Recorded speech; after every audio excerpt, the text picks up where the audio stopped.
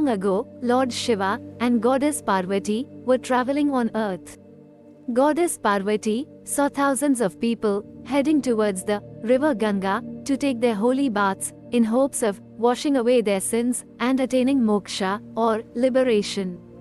Goddess Parvati asked Lord Shiva a question. Do you think it is possible for all these people to attain moksha through the act of bathing in the holy river? Lord Shiva laughed and said that only a few would succeed in attaining moksha. Only those who have come with pure devotion, pure thoughts, and who don't commit any wrongdoings after their bath will achieve moksha. Most of these people just see it as a ritual, something they have to do, the way they have to go to the market to get carrots or rice. They try to convince both themselves and others that they are righteous, but they are only satisfying their egos. Lord Shiva went on to explain that a soul who truly longs to know God will attain moksha here on this earth, and that for such a being, an activity like holy bathing becomes insignificant. But Goddess Parvati objected to this, saying that many of those people made a great effort in their religious pilgrimage and had come from far away. Surely, they must be serious in their spiritual quest? So, to see who was right, Goddess Parvati and Lord Shiva agreed to play a little game.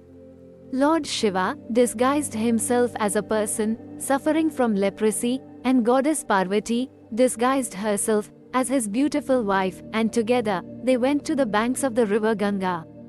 Goddess Parvati began asking people to help her husband lower himself into the river so that he may perform his holy rites and be cured of leprosy. Most of the people pretended not to hear her. Some even showed outright disgust, and a few even tried to convince her to leave her husband and marry them instead. A few showed fake sympathy, but no one offered any assistance. Half the day had gone by, and still no one had come to their aid. When finally a man came and helped the leper perform his holy bath. When the act was done, he simply went on his way without saying anything but namaste to them both. He didn't ask for anything in return. Lord Shiva then said to Goddess Parvati that this man has already attained moksha. He has already realized that all is divine, all is God, and that there is no difference between us. He was a silent and serene soul for whom a sick man and a handsome man were one and the same. Our Upanishad and Shastras state that moksha can be achieved by the grace of Lord Shiva, where one realizes himself as the supreme bliss.